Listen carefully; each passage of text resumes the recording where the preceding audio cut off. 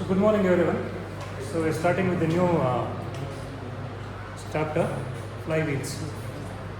So flywheels is used in quite many places, and you have seen this. By common sense, you understand the use of it. I think you have seen this. ಏನಿದು spinner or fidget. Now this fidget you have seen, of course. Now the fidget I am having has some issues. The bearing is lost, but still it can run. Okay, now basically now what this fidget has is it has got a plastic casing into which this weights, metal weights are attached. Okay, and now as you spin it here, you know that it will keep spinning for a lot of time. Suppose if those metal attachments were not there, so can you see, can you guess what would be the difference? Huh? It will rotate? It will rotate for less time. That means if you got more mass, so that means you can store more energy. That is what you are, by common sense you know. Okay? So that means if you got more mass, so that means when you are actually spinning it, you will feel more resistance. That means your work is more in actually spinning this, and therefore it stores more amount of energy, and that more amount of energy will actually keep this spinning, and at some point it will stop. Why? Because all of this will have some resistance. As it rotates, it is actually disturbing air around it, and also bearing is not like 100% frictionless, so it will definitely absorb some energy. It will slow down. Better the fidget, then it will keep running for longer time. Okay, you got fidgets which have a lot of weight, fidgets with very less weight. You might have actually seen it. I think the cost may be different. And a similar concept is being used in this potter wheel. It's a potter wheel. I think, have you seen this? I think I was fortunate because around 30 years back people used this in villages. I think nobody uses pots these days. Have you seen this? If you are lucky, you would have seen this. So many have not seen this. How many have not seen this? I want this to be, these people I am recording. So many have not seen? Everybody has seen? Really? So can you tell me where? Where?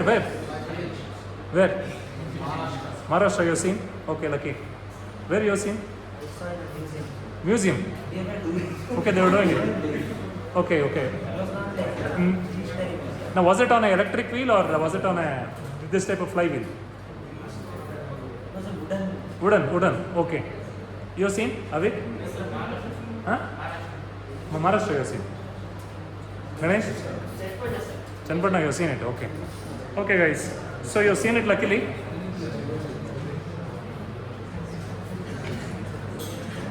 Okay.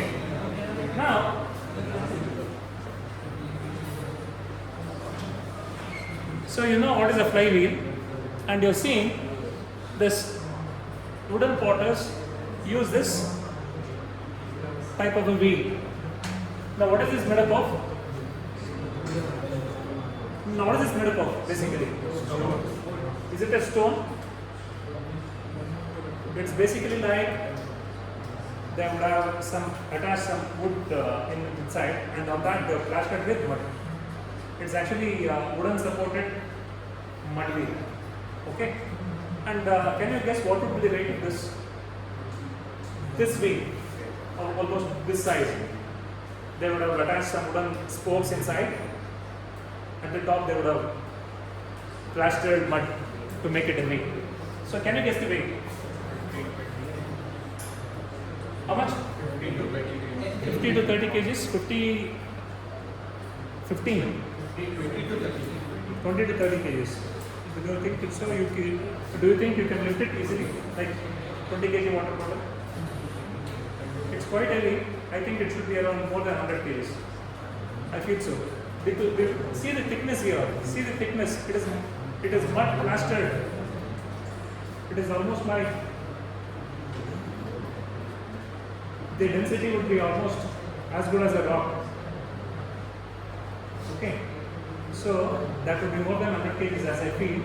And now, why they use such heavy flywheels is that because, so can you actually see the stick?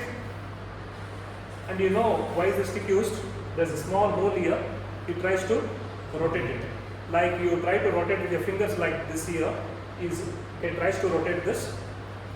Okay, it will take some time. It is not that in 1 second he can actually rotate it. He needs some like 30-40 seconds before it actually gains good amount of speed. Okay, he actually spins it very fast, so it has gained some kinetic energy, and it has got quite good amount of mass. And then he starts to use this, do pottery. As it does pottery, you know that since it is a non-spoke wheel, the air resistance will be very, very minimal, but the resistance comes from this hands in the pot, because as he is actually trying to change the shape, there will be a lot of resistance for the wheel will slow down. Sometimes he may do a full-on pot with giving one rotation, or sometimes in between he has to again wash his hands, do this, again sit for pottery, something like this. That depends on how much energy it can store. Nowadays, if you have seen in some sort of activity where people love to play with mud, they would have used an electric motor to do this, because at that time in villages or in rural India, these people never had access to electricity. At that time they actually were happy with this. Okay, so nowadays, since you have got electric motor, since you are assured with electricity most of the time, so people anyway they don't use pots. For recreational purposes they use electric motored wheel.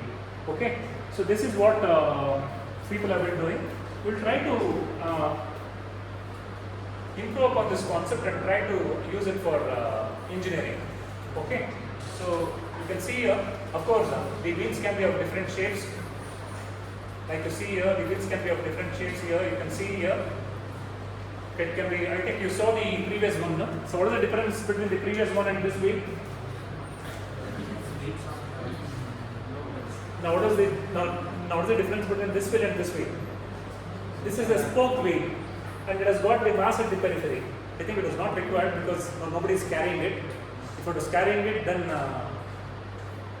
basically for the same mass, since instead of having a mass here which is at the center, if you have a mass at the periphery, that can store more energy. I is equal to mk square, where k is the radius of gyration. What is the radius of gyration? Imaginary radius at which you can imagine the mass to be stored. I is equal to mk square. M is the mass, k is the radius at which all this mass could be stored. If you got a disk type like this, then imaginary radius could be r by root 2. If it was a rim type, you can almost imagine the radius to be on the rim. So since you are literally pushing this radius of gyration outside, I is equal to mk square. K becomes larger, it becomes squared. Mass is same. For the same mass of the wheel, this can store more energy. Anyway, I think why he has done it, I don't know. But suppose if somebody is carrying it on, suppose if it is a mobile thing, then it's good. Suppose if it is being used at the same spot, why the spoke wheel was necessary, I don't know. You could have made a full this type of flywheel instead. Okay, so we will try to see this concepts here. So we had seen this equations in the previous chapter. Now what was the previous chapter? Previous chapter illustration, gyroscopic couple. So that's in the gyroscopic couple. We have seen the equation slide. So what equations did we use? Angular momentum is equal to I omega. Gyroscopic couple is equal to I omega omega p. Okay. So now this is a rotational wheel. This can store momentum. Suppose if it was linear, then it will be mass into velocity. Since it is rotating like this, you can't take linear velocity, you need to take angular velocity. Since the mass can be at various locations, near to the center of the wheel, away from the center of the wheel, you can't take mass, because in this case something is moving like this. Every point on that body moves with the same velocity. So therefore you can simply multiply all the mass with velocity. But in this case, all the mass, small masses which are placed on the wheel, some is at the periphery, some is at the center, they will try to move at different velocities. So they have different energy gains.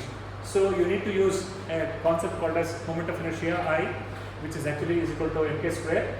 So this is the angular momentum it stores, and that could be related to the kinetic energy. So it has some relation, you can see here. So you don't have a derivation of finding out angular momentum, the kinetic energy in a rotating part. It's all from your PU physics. Okay, kinetic energy stored in a rotating part is given by what? Half into I omega squared, where I is mk square, omega is 2 pi m by 60.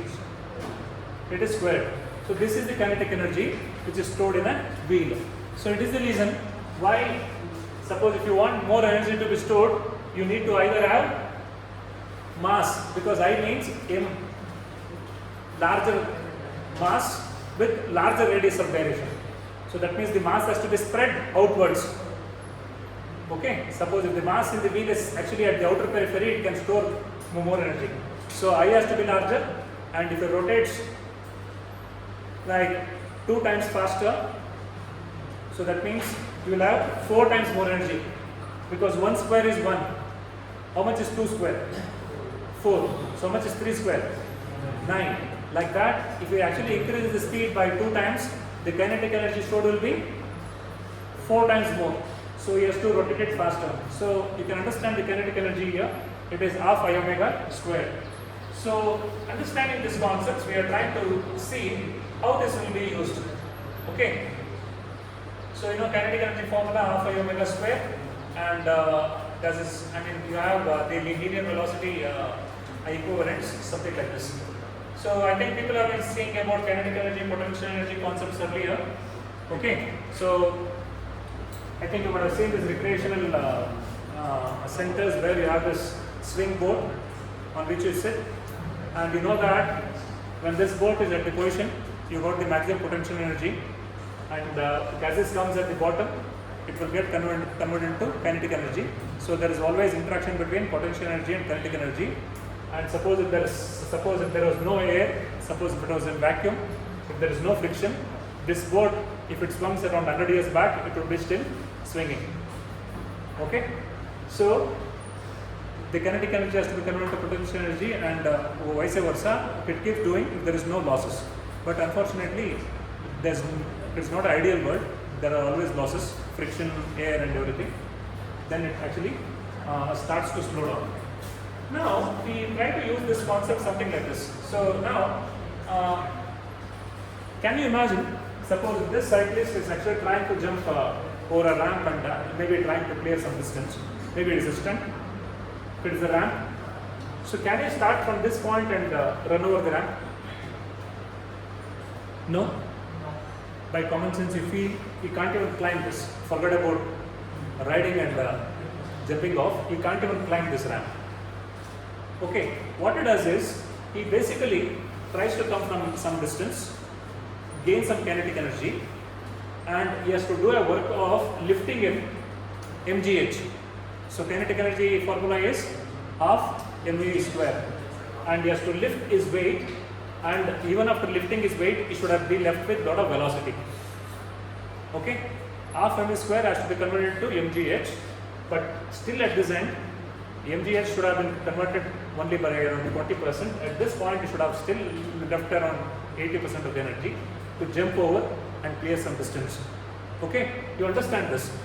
So, even in real life, you may need this scenario where you need huge amount of energy to be used during a very short time, but for that you need to have a very strong legs, or a big electric motor or a IC engine to jump over the ramp right from this point. Okay, so with limited leg strength, leg muscle strength, what you can do is you can actually take some like 9 to 10 seconds, you can gain some speed, but he's trying to climb this just in 1 second. Okay, so that means you can actually store energy, kinetic energy for a long time. Then that kinetic energy could be used to do some work which is large with drop in kinetic energy. That same concept could be used here. So can you see this? So can you guess what is this, guys? So can you guess what is this? If you go to Kenya, you will see a lot of machines making dirt sound. Okay, these are actually, suppose if you have got some component which has to be punched, which needs to have a hole or some sort of a shape. Maybe it's a gasket or something. Okay, have some components with a hole, no? Or some form which has to be made. So basically initially they make a sheet and then they actually try to punch holes of different shapes at various locations. This operation is called as punching. So punching means this is the sheet to be punched, and you will see that the punch sheet has to be sheared along this point. You know that to actually cut a piece into two pieces, cut the sheet into two pieces, it is being sheared, and during this point you know what is the shear strength of the material. That shear strength multiplied by this depth will give you the amount of work done. So literally, if you want to apply that shear force, if you simply try to apply shear force slowly or with small amount of force, then this may not get sheared. You need a huge amount of force to shear this. Okay, for that, if they use suppose if they try to use an electric motor and try to directly connect this like this, then that motor which is trying to rotate may stall, it may not rotate. So for that, what they do is they use this, what is called as a flywheel. What you see as a flywheel, maybe around 300 kgs or something. So what it does is, it actually keeps rotating by the electric motor. That electric motor keeps rotating, and each time you actually engage this, or it is automatic, this comes down from year to year. So can you see here, as the punch comes down, the work is being only done from year to year. Guys, are you seeing this? This sheet is cut only from year to year, but the punch goes up, comes down, and again goes up. It may actually take around 5 seconds. Out of that 5 seconds, now to actually go from year to year, maybe around how many seconds? 0.5 seconds or even less than that. So that means for 4.5 seconds, the electric motor is trying to keep this running. So that means the electric motor is pumping energy into the flywheel. The flywheel is actually gaining speed. Okay, and as it comes down and makes a contact here, and all the energy which is stored may not be completely utilized. Some part of the energy is being utilized in punching this. Is this very similar to that cycle guy who was trying to climb the ramp? Yes, because he was cycling for around 8 to 10 seconds. Then he could actually climb the ramp in half a second or 1 second. Okay, like this. Now this wheel was rotating for a long time, and it was actually storing a kinetic energy. It was building some kinetic energy by increasing its RPM. At some point, it actually gives out energy. Again, once it is done, again the punch goes up. Again for the next 4.5 seconds, the electricity is given to the electric motor. Electric motor keeps trying to increase this flywheel. Okay, when do you think, at what point do you think the flywheel will have the lowest kinetic energy? Lowest speed, can you tell me? Can you guess at what point in this operation the kinetic energy of this flywheel will be very low? Kinetic energy is half I omega squared. Omega is actually angular velocity. Basically, I'm asking you, at what point the angular velocity of this flywheel will be lowest? Can you tell me? It's common sense. I think people will feel, when it stops. No, during this operation, it's continuous.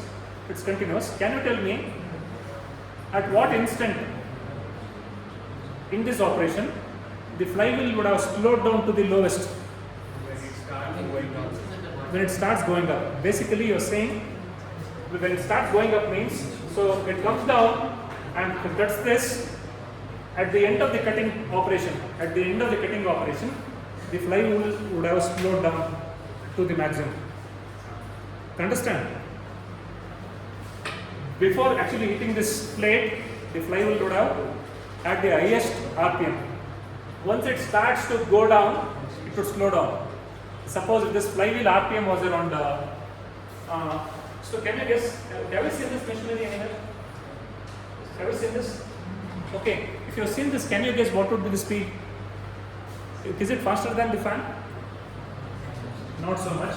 It would be I think it would be rotating at around 4 RPS or so 3 RPS. So 3 RPS is actually around 180 RPM. Okay, 180 RPM. So maybe by the time it starts, punching this, start to punch this, the RPM would have gone to 182 RPM.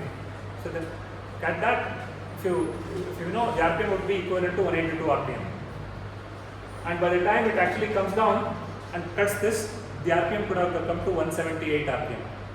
Again from 178 RPM, as it goes down and again goes further, and the electric motor will start pumping energy, it will keep the RPM going from 178 to 183. So that means there will be variation in RPM. But you see that the machine keeps running at the same speed. You feel, because you can't actually identify that small change in speed. 183, 178, you can't see. You feel as if the machine is not feeling the load at all. It's simply running at the same speed. Okay, they would have designed that way. They would have actually provided a wheel so heavy that the variation in speed is not that much. Otherwise, the wheel would be like stopping and again accelerating, stopping and again accelerating. So they would have done that. So this is about how you can use flywheels. But since we are not mechanical engineers, since we are automobile engineers, we are interested in using this for automotive applications. Can you tell me where do you use this in automotive applications? This is for mechanical machinery. You see, most of the times this type of flywheels are used in most of the mechanical machinery. So can you guess where it is used in automotive applications? Engines. So we call it as that component as flywheel. The same word we use. Mechanical people also use flywheel. We also call it as flywheels. So can you guess? After understanding this, can you guess similar thing is happening in engines? So that means in this case, there was an electric motor on the other side which increased the RPM of the flywheel. And this was the operation which has to be done so that would slow down the speed. Can you guess what would be similar analogy with engines? Can you say what is increasing the speed? What is actually decreasing the speed? Can you guess in engines? Power stroke. In the case of engines, we know that suppose if it is a 4-stroke engine, there are 4 strokes. The first one is suction stroke. Suction stroke doesn't produce power. And the next one is compression stroke. Will that produce power? No.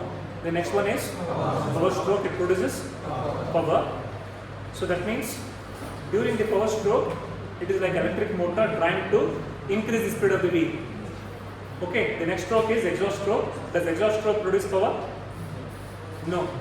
So like this, there are 3 strokes which don't provide power. They actually consume power a little bit. But there's only 1 stroke which needs to supply power or the rotational energy. So therefore, if you have a wheel, then the fluctuation in speed will be lesser. Guys, suppose if you are the company owner and you are supplying this punching machine. Out of greed, you replace this like 150 kg wheel, 150 kg or 200 kg wheel by 50 kg wheel. You will save like 100 kgs of wheel. And what would be the issue for the person who is using the machine? You decrease this kit from 150 kg to 50 kg. You are saving 100 kgs of metal. You will make a lot of profit. So, what will be the issue? Can you guess? It can cut through thin sheets, definitely. So that means the energy that can be stored is less. And also, suppose if they are still cutting it, can you guess what would happen to the speed of the wheel? No, I am asking about the variation of the speed, the maximum speed and the minimum speed. Will that gap increase or decrease? Increase, because the energy stored is less. Okay, the energy stored is less. So therefore, once it cuts, because it has got smaller flywheel, the speed would go down by a large amount. If it was a larger wheel, then the speed wouldn't have changed much. Can you actually bring a similar analogy in engines? Do you want the engine speed to change? Because in power stroke, the energy is being supplied. Then in all the 3 strokes, the energy is being absorbed. Do you feel that, suppose if this flywheel is smaller, now what would you think would happen? A similar thing, exactly the same thing. Please again, huh? More variation of speed. So that means at the end of the power stroke, the engine would gain speed. Okay, after power stroke. And the next stroke is exhaust stroke. The next stroke is suction stroke. The next stroke is compression stroke. By the time it comes to compression stroke, 3 strokes which would absorb the energy, the speed would have got reduced. Again 4 strokes, sudden increase in speed. Do you want that variation in speed engine? Do you want that variation in the speed in the engine? You don't want. So this flywheel tries to reduce the variation in speeds in the engine and makes the engine to run with lesser variations in speed. And when there is actually lesser variations in speed, the torsional vibrations are lesser. That would actually make the engine run smoother. Okay? So that is the idea of using flywheels. So what you are seeing next is actually the same concept which we actually just discussed. Okay? So this is the application of flywheel in machinery. So this is the flywheel application in engines. The application of flywheels in engines. You know that there are 4 strokes here. The suction stroke also can be called as an induction stroke. What is the time, guys? 11. Okay. We'll stop at this point and just show you this. This is something I'll tell you, most of the people will actually will not be able to explain this. Most of the people. You try to find an internet. Most of the people will not be able to explain why is this loop going downwards and upwards. So all the energy below this line is actually consumption of energy. This is giving out energy. And you can see here suction stroke, compression stroke. You can see during the compression there's quite good amount of energy which is being absorbed. But in the suction there is energy absorbed and also energy given. Can you guess this why? You can actually find out. Not much explanation is available on the internet. Even in the exhaust stroke, some amount of energy is absorbed, but a small amount of energy is given in exhaust stroke. Exhaust stroke also provides energy. All that we will discuss. That is out of topic for flywheels, but that is also a very important topic for your valve timing diagram.